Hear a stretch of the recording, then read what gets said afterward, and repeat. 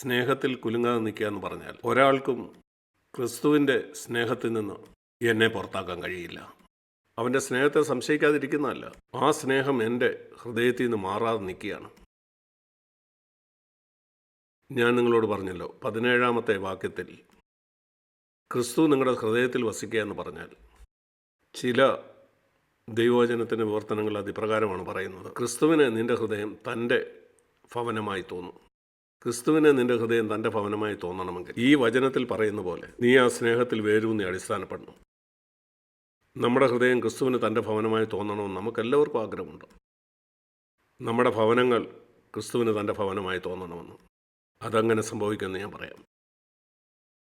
നിങ്ങൾ പരിശുദ്ധാത്മാവിനോട് അവൻ്റെ സ്നേഹത്തിൽ നിങ്ങളെ വേരൂന്നി അടിസ്ഥാനപ്പെടുത്താനായിട്ട് പ്രാർത്ഥിക്കുക. അങ്ങനെ എല്ലാവരെയും നിങ്ങൾക്ക് സ്നേഹിക്കാൻ കഴിയും. അവർ പറയുന്നതെല്ലാം നാം അംഗീകരിക്കേണ്ട. അവർ നമ്മളെക്കുറിച്ച് ദോഷം പറഞ്ഞാൽ അവരോട് ക്ഷമിക്കുക. ഭാവിയിലും അവരോട് ക്ഷമിക്കുക. ഇന്നു മുതൽ യേശുക്രിസ്തു വരുന്ന ആ നാൾ വരെ അവരെനിക്കെതിരെ പറയാനോ ചെയ്യാനോ പോകുന്ന എല്ലാ കാര്യങ്ങളും എല്ലാ കാലത്തേക്കും സഹോദരി എന്നോട് ക്ഷമിച്ചിരിക്കുന്നു. അപരിചിതനോ ആരായാലും എല്ലാവരോടും. അത് ഞാൻ യേശുവിൽ നിന്നാണ് പഠിച്ചത്. മനുഷ്യപുത്രന് നേരെ പറയാനോ ചെയ്യാനോ പോകുന്ന എല്ലാ കാര്യവും ഇപ്പം തന്നെ ക്ഷമിച്ചിരിക്കുകയാണ്. അത് അർത്ഥമാക്കിക്കൊണ്ട് പറയുക. നിൻ്റെ കുടുംബജീവിതം വ്യത്യസ്തമാവും. നിൻ്റെ ഭാര്യയോടോ ഭർത്താവിനോടോ ക്ഷമിക്കാനായിട്ട് നീ നാളെ ബന്ധപ്പെടുകയില്ല. കാരണം ഇന്നേ നീ അത് ക്ഷമിച്ചതാണ്. അത് ഇതുവരെയും സംഭവിച്ചു കാണുകയല്ല. അടുത്ത വർഷമായിരിക്കാം. ഇപ്പോഴേ അത് ക്ഷമിച്ചിരിക്കുകയാണ്. ക്രിസ്തുവിൻ്റെ സ്നേഹത്തിൽ വേരൂന്നി അടിസ്ഥാനപ്പെടുക എന്ന് പറഞ്ഞാൽ അതിൻ്റെ അർത്ഥം ഇതാണ്. നിങ്ങളുടെ സ്വന്തം ശക്തി കൊണ്ട് നിങ്ങൾക്ക് ചെയ്യാൻ കഴിയില്ല. നിങ്ങൾക്ക് വേണമെങ്കിൽ ഇവിടെ നിന്ന് തീരുമാനം എടുക്കാം, എന്നാലത് നടക്കാൻ പോകുന്നില്ല. 24 മണിക്കൂർ പോലും അത് നിലനിൽക്കുകയില്ല. അതുകൊണ്ടാണ് പൗലോസ് പ്രാർത്ഥിക്കുന്നത് 16-ാം വാക്യത്തിൽ പരിശുദ്ധാത്മാവിൻ്റെ ശക്തിയാൽ. പൗലോസ് പറയാണ്, ഞാൻ പ്രാർത്ഥിക്കുന്നത് അവൻ്റെ ആത്മാവിനാൽ നിങ്ങളുടെ അകത്തെ മനുഷ്യനെ സംബന്ധിച്ച് എന്ത് കാര്യത്തിനു വേണ്ടി സ്നേഹത്തിൽ വേരൂന്നി അടിസ്ഥാനപ്പെടാനായിട്ട്. 17-ാമത്തെ വാക്യം. പരിശുദ്ധാത്മാവിൻ്റെ നിറവിനെപ്പറ്റി ധാരാളം ആളുകൾ സംസാരിക്കാറുണ്ട്. ലോകത്തിലുള്ള അനേകം ഗ്രൂപ്പുകൾ. നിങ്ങൾ പറയാം, നിങ്ങൾ എത്ര പ്രാവശ്യം കേട്ടിട്ടുണ്ട് അത് ഇതിനു വേണ്ടിയാണ്, ക്രിസ്തുവിൻ്റെ സ്നേഹത്തിൽ വേരൂന്നി അടിസ്ഥാനപ്പെടാനാണെന്ന്. ഇല്ല, അവരെപ്പോഴും പറയുന്ന അത്ഭുതവും അടയാളങ്ങളെ പറ്റിയുമാണ്. അതിൽ മിക്കതും വ്യാജമാണ്. 99% അത്ഭുതങ്ങളും സൗഖ്യവും വ്യാജമായിട്ടുള്ള കാര്യങ്ങളാണ്. എന്നാൽ സ്നേഹത്തെപ്പറ്റിയാണ് പറയുന്നതെങ്കിൽ നിങ്ങൾ വഞ്ചിക്കപ്പെടില്ല. ക്ഷമിക്കുന്ന യഥാർത്ഥ സ്നേഹത്തെപ്പറ്റി, അപമാനം അലക്ഷ്യമാക്കുന്ന സ്നേഹം, മറ്റവൻ്റെ നന്മ ആഗ്രഹിക്കുന്ന സ്നേഹം. റോമാലേഖനത്തിൽ എന്താണ് പറയുന്നതെന്ന് നോക്കൂ. അതിൻ്റെ 12-ാം അധ്യായത്തിൽ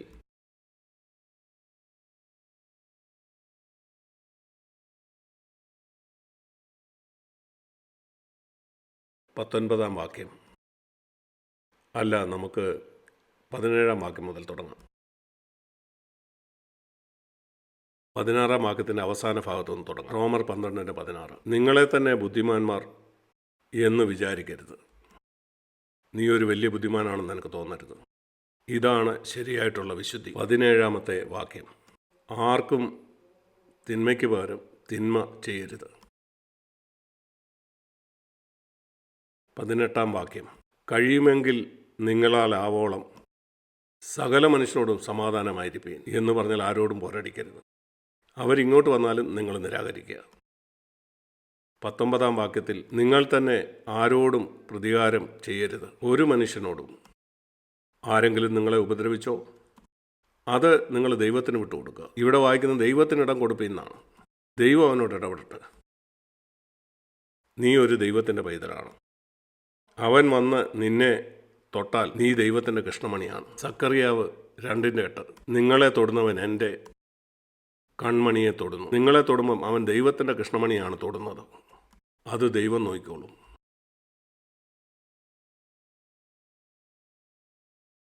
നിങ്ങൾ തന്നെ പ്രതികാരം ചെയ്യരുത്. ദൈവകോപത്തിന് ഇടം കൊടുപ്പി. പ്രതികാരം എനിക്കുള്ളത്, ഞാൻ പകരം ചെയ്യും എന്ന് കർത്താവ് അരുളി ചെയ്യുന്നു.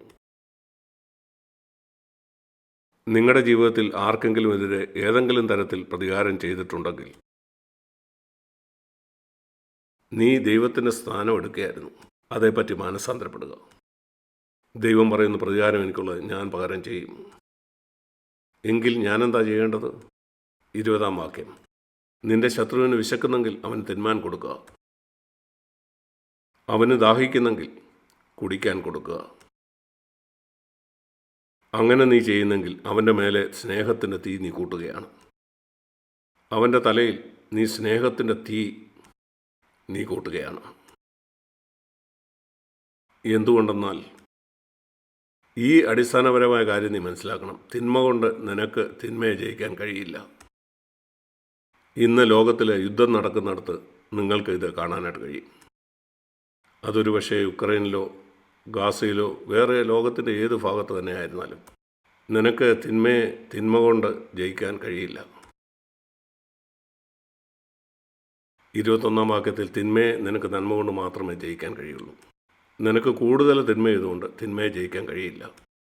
തിന്മയെ നന്മ കൊണ്ട് ജയിക്കാൻ കഴിയും. ഞാൻ ദൈവസ്നേഹത്തിൽ വേരൂന്നി അടിസ്ഥാനപ്പെട്ടെങ്കിലേ എനിക്കതിന് കഴിയുള്ളൂ. പ്രിയ സഹോദരന്മാരെ, ഞാനീ പറയുന്ന കാര്യം നിങ്ങൾക്ക് മനസ്സിലാക്കാൻ കഴിയാത്തൊരു സുവിശേഷം പോലെ നിങ്ങൾക്ക് തോന്നുന്നുണ്ടോ? എന്നാൽ ഇതാണ് യഥാർത്ഥ ക്രിസ്ത്യാനിത്വം. എന്നാൽ ഇതൊരു വിചിത്രമായ കാര്യമായിട്ട് നിങ്ങൾക്ക് തോന്നുന്നുണ്ടോ? എന്നാൽ ഇത് മാത്രമാണ് യഥാർത്ഥ ക്രിസ്ത്യാനിത്വം. മറ്റെല്ലാ ക്രിസ്ത്യാനിത്വവും പിശാചിനെ ആരാധിക്കുകയാണ്. അത് ക്രൂശിനെ നിഷേധിക്കുകയാണ്.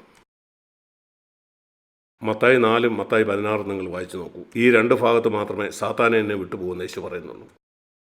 ഒന്ന്, അവനെ ആരാധിക്കാൻ സാത്താൻ പറഞ്ഞപ്പം. പിന്നെ അവൻ പറഞ്ഞത് ക്രൂശിലേക്ക് പോരുന്നെന്ന് പത്രോസ് പറഞ്ഞപ്പോഴാണ്. ഇത് രണ്ടും ഒന്ന് തന്നെയാണ്. രണ്ടും ഒരുമിച്ച് വായിച്ച് ക്രൂശിലേക്ക് പോകരുതെന്ന് പറഞ്ഞാൽ പിശാചിനെ ആരാധിക്കുന്നതിന് തുല്യമാണ്. എന്നെ ഇത് സ്വാധീനിച്ച പോലെ നിങ്ങളെ ഇത് സ്വാധീനിച്ചാൽ, ഞാനത് മനസ്സിലാക്കുന്ന എല്ലാം ആയെന്നല്ല, അതിന് സമയമെടുത്തു. എന്നാൽ കുറേശ്ശെ എൻ്റെ ഹൃദയത്തിലേക്ക് അത് ആഴ്ന്നിറങ്ങി. ആളുകൾ നിങ്ങളോട് കോപിക്കും, വായടച്ചിരിക്കുക. അവരെ അവമാനിച്ചാൽ നിൻ്റെ വായ് മൂടിയിരിക്കുക. വായ് തുറക്കുന്നെങ്കിൽ അവരെ അനുഗ്രഹിക്കാനായിരിക്കണം. സഹോദരന്മാരെ, സഹോദരിമാരെ, ഇത് അനുഗ്രഹിക്കപ്പെട്ട ജീവിതമാണ്. ഈ ജീവിതം നമുക്ക് നൽകാൻ വേണ്ടിയാണ് യേശു താഴ്ന്നിറങ്ങി വന്ന് നമുക്കായിട്ട് ക്രൂശിൽ മരിച്ചത്. ഇതിനാണ് അവൻ പരിശുദ്ധാത്മാവിനെ നമുക്ക് തന്നത്. അതുകൊണ്ട് ഈ ആഴ്ചയുടെ അവസാനം നമുക്കെല്ലാം നമ്മുടെ ഹൃദയങ്ങളെ അല്പം കൂടെ നമുക്ക് തുറക്കാം. ഒരു സന്ദേശം കേൾക്കാൻ വേണ്ടി മാത്രമല്ല, അല്ലെങ്കിൽ ഒരു സന്ദേശം കേട്ട് അത് മറ്റെവിടെയെങ്കിലും പോയി പ്രസംഗിക്കാനല്ല. അല്ല, ആദ്യം അത് നിങ്ങളുടെ ഹൃദയത്തെ തന്നെ മാറ്റട്ടെ. കർത്താവെ, മറ്റൊരിടത്ത് പോയി പ്രസംഗിക്കാനല്ല എനിക്കിത് കേൾക്കേണ്ടത്. അതൊരാസക്തിയാണ്. എൻ്റെ ജീവിതത്തെ വ്യത്യാസപ്പെടുന്നതാണ് എനിക്ക് കേൾക്കേണ്ടത്. അങ്ങനെ എൻ്റെ ഭാര്യയ്ക്ക് മനസ്സിലാകണം ഞാൻ വ്യത്യസ്തനായ ഒരു വ്യക്തിയായിരുന്നു. എൻ്റെ ഓഫീസിലുള്ളവർക്ക് മനസ്സിലാകണം ഞാൻ വ്യത്യസ്തനായ ഒരു വ്യക്തിയായിരുന്നു. അതിന് ദൈവം നമ്മെ സഹായിക്കട്ടെ. നമുക്ക് പ്രാർത്ഥിക്കാം.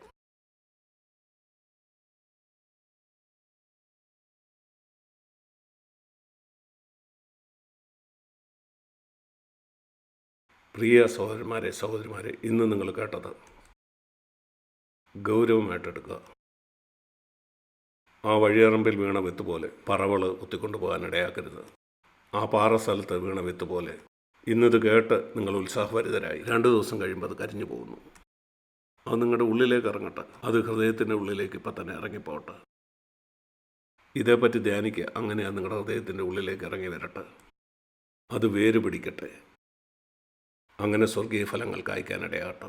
സ്വർഗീയ പിതാവേ, അവിടുത്തെ ഇഷ്ടം ഇതാണെന്ന് മനസ്സിലാക്കാൻ ഞങ്ങളെ സഹായിക്കണേ. അങ്ങ് അത് ചെയ്യുമല്ലോ. ഞങ്ങൾ ചോദിക്കുന്നതിലധികം അങ്ങ് ചെയ്യുമെന്ന് ഞങ്ങൾ വിശ്വസിക്കുന്നു. യേശുവിൻ്റെ നാമത്തിൽ ഞങ്ങൾ പ്രാർത്ഥിക്കുന്നു. ആമേൻ.